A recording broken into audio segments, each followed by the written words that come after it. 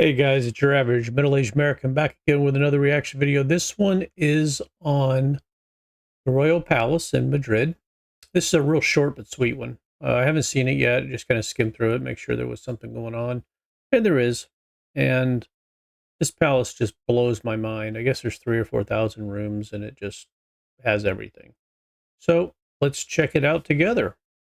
If you're new to my channel, it's anything and everything that interests me as an average middle-aged American with a focus on learning about the rest of the world, mostly Europe. Wife and I plan on doing some traveling when we retire, and we want to see the world, trying to learn as much as we can about it before we go there. Pretty simple. We're up to over 1,200 subscribers, which is just amazing. I appreciate each and every one of you. If you haven't subscribed already, hit that button. Doesn't cost anything. Helps us out, and will help you out, because there's a lot of great videos in here and a lot of great subscribers that share information about their country. Most of my subscribers are from Europe or in Europe. So we get firsthand knowledge of their day-to-day living and talk about everything from politics to price of yogurt.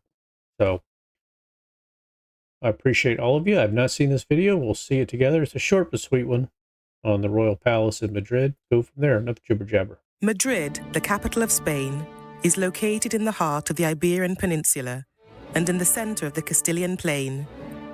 A splendid and monumental city, Madrid today is a combination of modern infrastructure and historic squares, churches, city gates, and palaces. Yeah, that's so wild. I mean, the center of my town is an area with shopping and local restaurants and a grocery store. Center of your area is a palace and a cathedral. Just mind-boggling.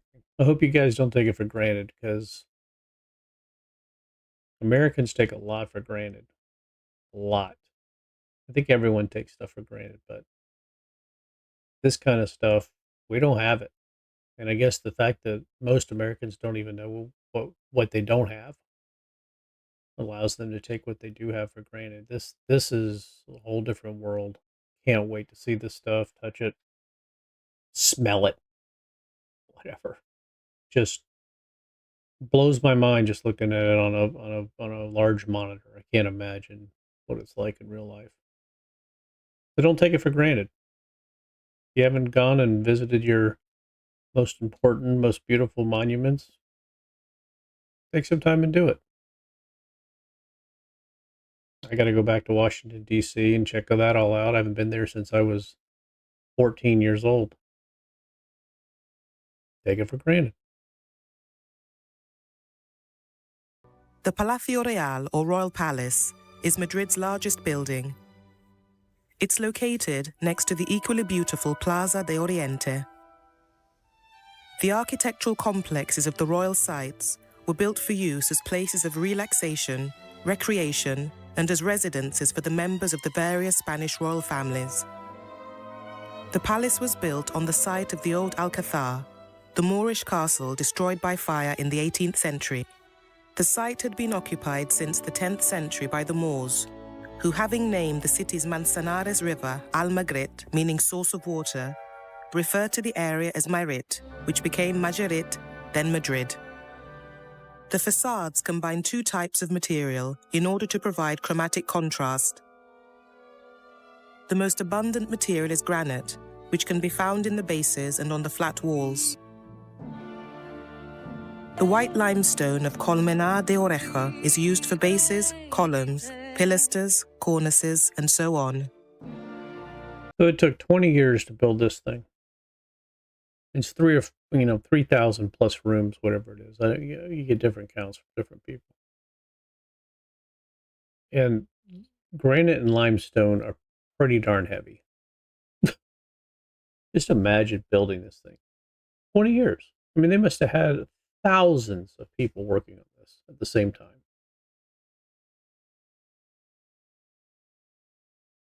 I mean, in the 1700s. Now, that's not as mind-boggling as when we look at castles and cathedrals and church, and palaces that are built in 1100 or 700, but it's still amazing Just to build this today would be a monumental feat. But you know, 300 years ago, people never even heard of an automobile or a computer or a cell phone or anything. Power tools, laser level, anything. But they can build this ginormous building. It's decorative, but the structure's there. I mean, it's amazing. Just think about it. Just think about 300 years ago. Most people didn't know what to eat. You know, I mean, people are getting sick over, people are dying over tooth infections. Crazy.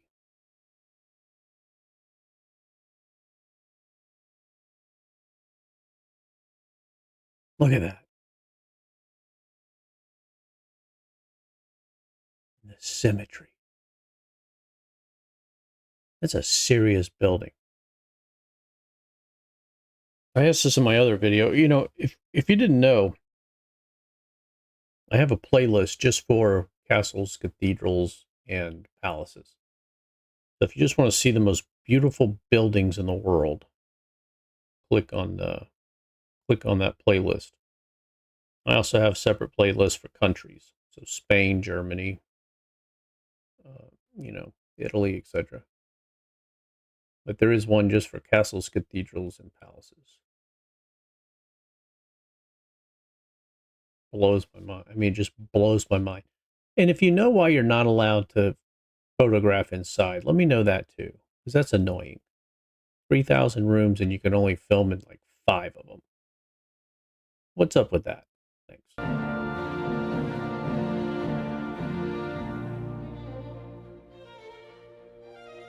44 statues of Spanish monarchs line the square. They range from the Gothic period up to the time when the country was reunified, following the defeat of the Moors in the 15th century. The Sabatini Gardens stretch along the northern facade of the Royal Palace. These gardens were created in the 1930s, but followed a design of the 18th century architect who gave the gardens his name. Fountains, hedges, and benches are organized in a symmetrical layout in the classic French garden style. Italian architect Francesco Sabatini redesigned many emblematic monuments.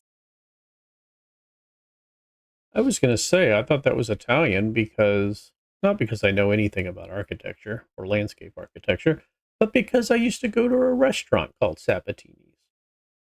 And it was Italian food. That American boy, he's on it.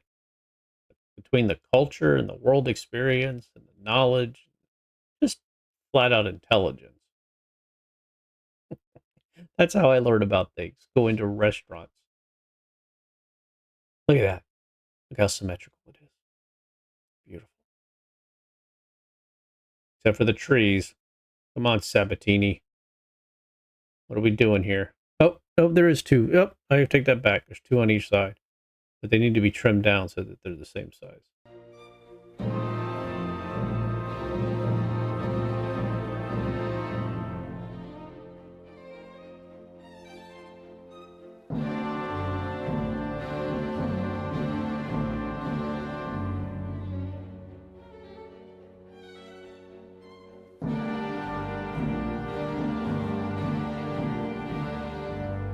Near the staircase, presiding over the park, is a statue in memory of Carlos III, the monarch who reformed teaching and promoted research and the spread of knowledge.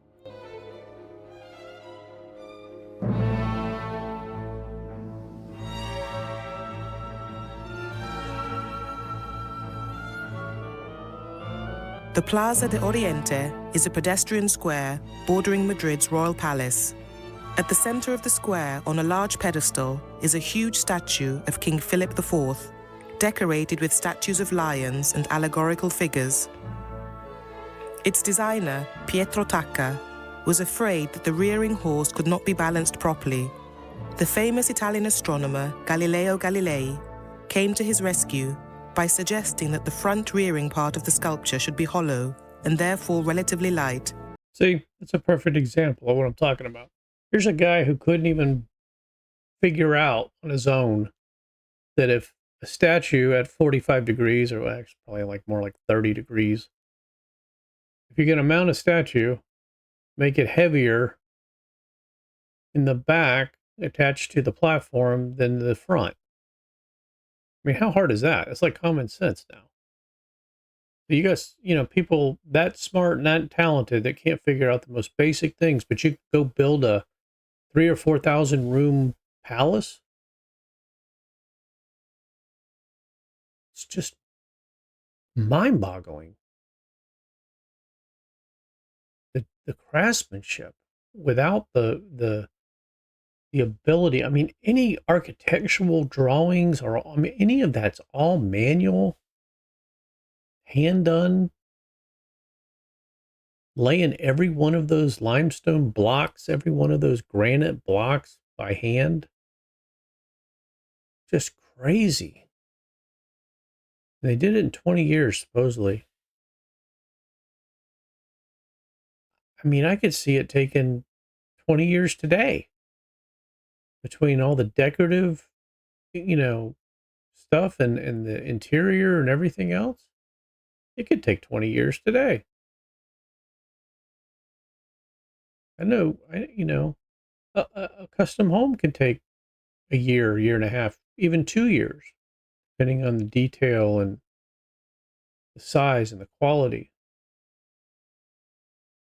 Now you make 100 of those. That's how big this palace is. It's huge, huge. All right, well, that was a short but sweet one. It really is amazing. Check out the playlist at the end of the video. There'll be other videos on this. Check out the entire playlist for castles, cathedrals, palaces. There's tons of amazing stuff in there. It's just beautiful. From Italy, Spain, and Germany, United Kingdom, and France. Those should all be in there by the time this is published. All right. I want to thank all you guys, and I will see you on the next one. Take care. Thanks for checking out my video. I hope you enjoyed it. Can you believe that we now have over 1,000 subscribers and over 100 videos in our YouTube library? Me neither. It's been less than a year, and this channel has grown so rapidly. What's more important than the number of subscribers is the quality of subscribers. Our subscribers are knowledgeable and generous with their time. They teach us about their country and their culture from their firsthand experiences. See, over 95% of my subscribers live outside of the United States.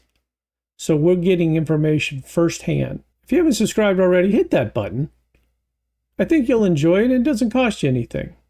If you'd like to see other videos similar to this one on the same country, click here. If you'd like to see some videos on some other countries in Europe, click there. Want to see some of the most beautiful castles and cathedrals in the world?